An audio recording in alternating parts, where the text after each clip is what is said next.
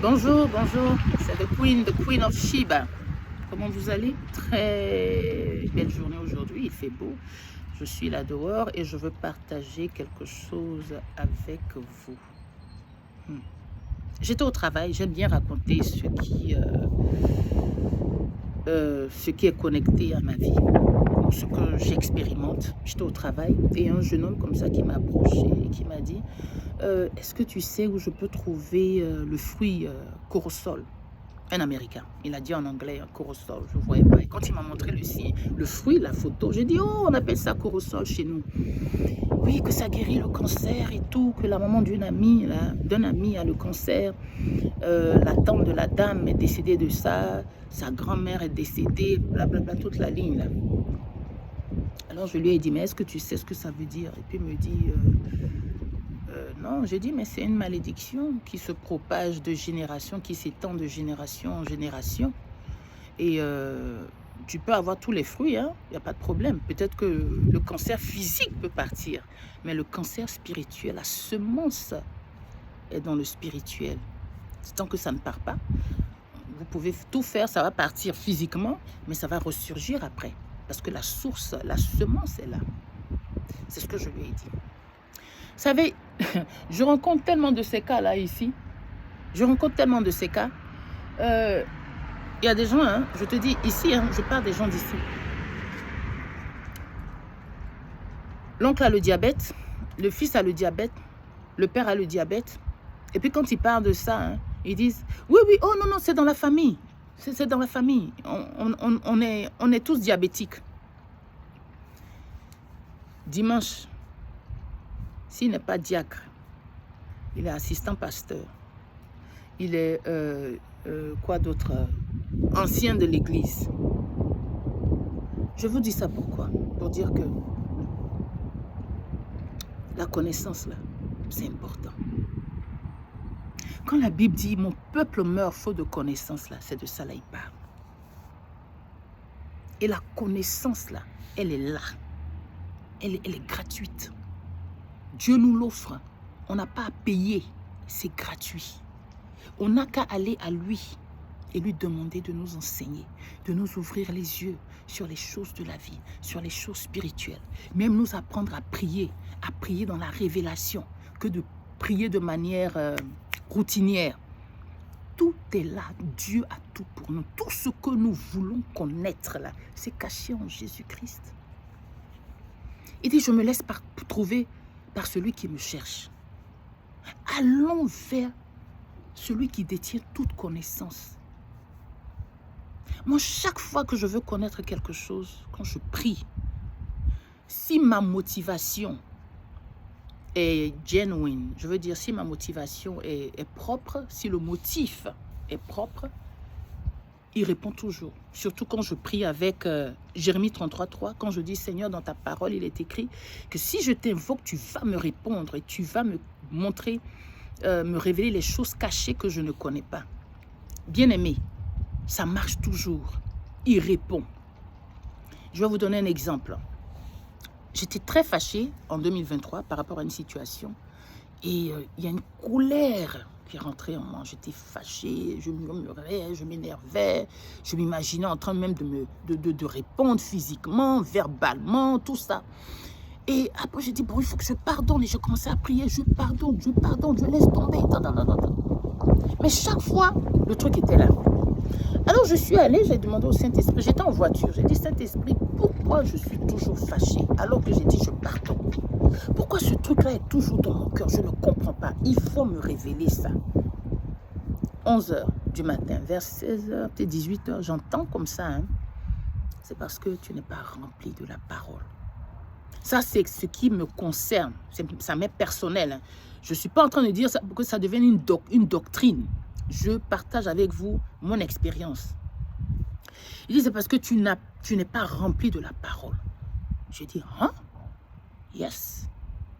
Et donc, j'ai commencé à méditer là-dessus. Je ne suis pas rempli. Parce que si je suis rempli, ça va amorcer les choses. Si je suis rempli, ça va couvrir ces organes-là qui sont très chers. Ça va couvrir mon cœur, ça va couvrir mes poumons, c'est-à-dire ça va former une cuirasse. Ça va former un bouclier. Ça va former un casque. Ça va former des chaussures, une ceinture, une épée. Ça va être un habit, une couverture. Comment on appelle ça? Anti-balle. Voilà. Anti-balle. On va lancer des choses pour me faire mal. Mais ça ne va pas rentrer dans mon cœur. Au point pour faire sortir, même c'est difficile. C'est ce que j'ai entendu, que je n'ai pas la parole. Je ne suis pas remplie de la parole. En fait, il me dit, tu ne médites pas assez. Tu ne pries pas assez. Parce que si je suis remplie de la parole, quand il y a un temps, les gens parlaient de nourriture. On parle de nourriture. Ce que tu manges, là, c'est ce que tu es. Vous voyez un peu? Ce que je mange influence ma santé, influence mon physique, influence mes réactions. Imagine alors si je suis remplie de la parole de Dieu. Ça va influencer mes pensées, ça va influencer mes décisions, ça va influencer ma santé spirituelle qui va se manifester sur ma santé physique. Est-ce que vous voyez un peu? C'est fort. Tu n'es pas rempli de la parole. Mais comment j'ai reçu ça? Parce que je suis allée vers l'Esprit de Dieu et j'ai demandé. Ça ne coûte rien de demander. Tu peux aller à l'église tous les dimanches, écouter, t'asseoir, te faire belle, porter les plus longues robes et tout. Enfin, je ne sais pas. Mais si tu manques de connaissances, tu es facilement manipulable. On peut te dire n'importe quoi et tu vas dire Amen. Moi, quand je parle, quand les gens prêchent là, c'est pas à tout que je dis Amen. Si mon esprit ne reçoit pas, je dis pas Amen. Quelquefois, je repars à la maison et j'ouvre la parole de Dieu et puis je lis. J'étais un jour quelque part comme ça, puis quelqu'un a dit on n'est pas des dieux, c'est pas écrit dans la Bible. On n'est pas des dieux, c'est des conneries. Et j'entendais les gens dire Amen. En anglais. On est allé à la maison, j'ai montré le passage à mon mari. Non seulement dans l'Ancien Testament, mais dans le Nouveau Testament. Nous sommes des dieux avec minuscule, G minuscule.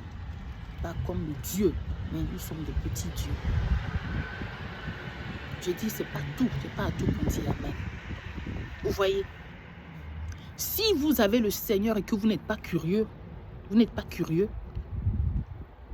n'avez pas ce truc-là de chercher, de fouiller, vous allez être facilement manipulable. Donc, faute de connaissance, mon peuple meurt là. Quand tu ne connais pas, tu es limité. Et quand tu connais et que tu n'appliques pas, là encore c'est plus grave. Allez vers la connaissance. Apprenons à connaître notre Dieu.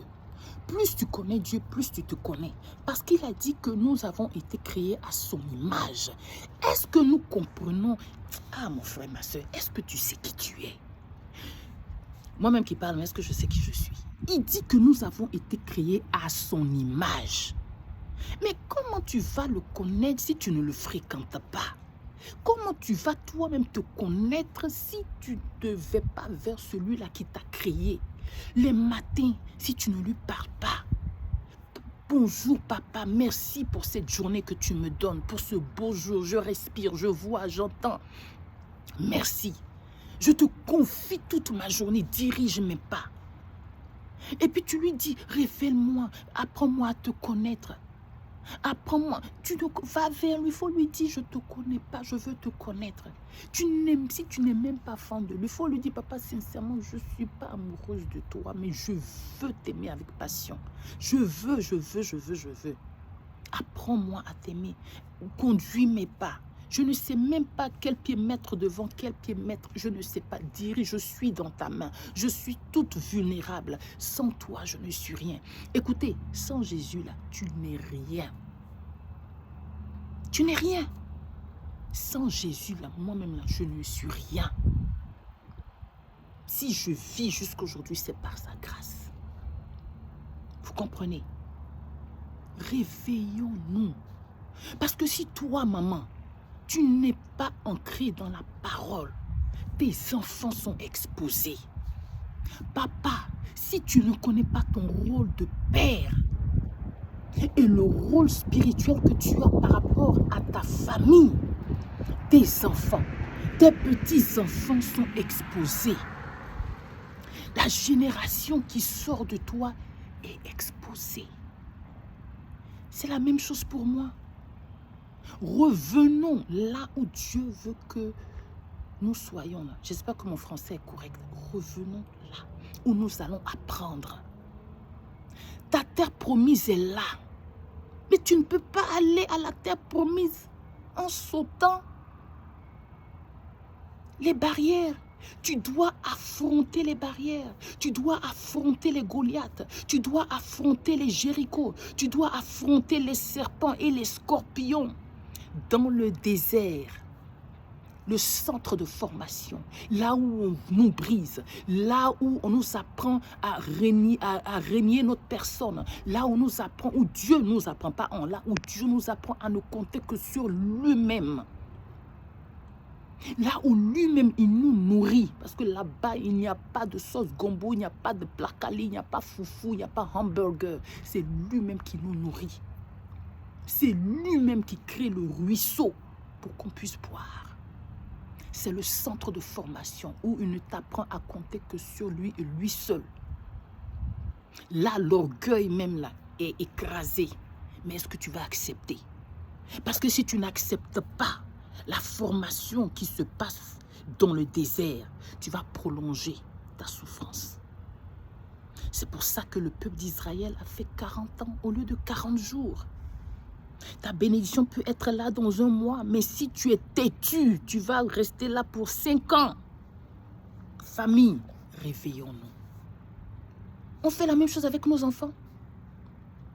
Tu as un truc pour un enfant, tu veux lui donner ça aujourd'hui, n'obéis pas, tu ne lui donnes pas. Tu dis, tant que tu ne corriges pas, tant que tu ne fais pas ce que je te dis, je ne te donne pas.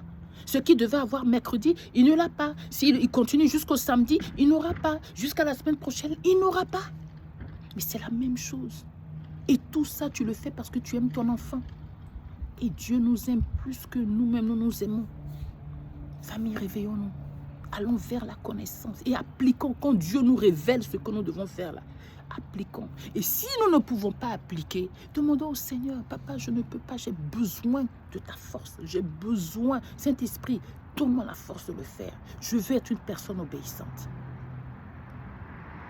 Si tu étais une personne désobéissante et que maintenant tu veux être une personne obéissante, attends-toi à avoir des situations qui pourraient t'emmener à être désobéissante. Et c'est là que ton changement va commencer. Tu dois affronter ce qui te bloque. Tu dois affronter les choses auxquelles tu résistes là. Les choses que tu veux changer là, ça va te revenir. Les situations qui font que tu désobéis là, ça va te revenir. Et c'est dans ça là que tu vas apprendre à obéir. Yeah. C'est comme ça. Je veux plus de colère. Et tu penses que c'est en t'isolant que tu ne vas pas avoir la colère. Non, non, non, non, non. Des situations colériques vont venir vers toi. Et c'est comme ça que tu vas apprendre. La première fois, peut-être, tu vas répondre. La deuxième fois, peut-être. La troisième fois, tu vas commencer à... et puis après, tu vas dire, mon cher, ça ne me dit même plus rien. Ce qui te disait quelque chose, ce qui te faisait sortir de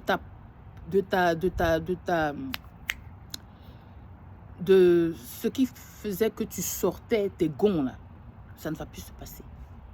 C'est passé plusieurs fois. Maintenant, ton corps est... C'est mort à ça. Ça ne t'intéresse plus, ça ne te dit plus rien. Ça ne te dit plus rien. Ça ne te fâche plus. Maintenant, quand ça revient, tu es en train de sourire. Yeah, c'est comme ça. Tu ne fuis pas. Tu rentres dedans. Et puis tu écrases ça. Tu affrontes ça. Tu affrontes ces situations-là. Et tu sors de là vainqueur. C'est comme ça que ça se passe. Il ne faut pas fuir les situations. Il faut les affronter. Mais tu les affrontes en humilité, avec l'Esprit de Dieu. Alors je prie que l'Esprit de Dieu te remplisse pour que quand ces situations vont venir, tu sauras comment te conduire. Et je prie que la soif de connaître Dieu se réveille en toi pour que tu ne sois pas des personnes qui meurent sans connaissance, mais que tu sois ces personnes-là qui vivent pour impacter les gens, pour influencer les gens, qui vivent pour transformer la vie des gens. Et que toutes les grâces t'accompagnent dans ta vie. Ok? Que Dieu te bénisse. Queen of Sheba, bisous à vous. Bye bye.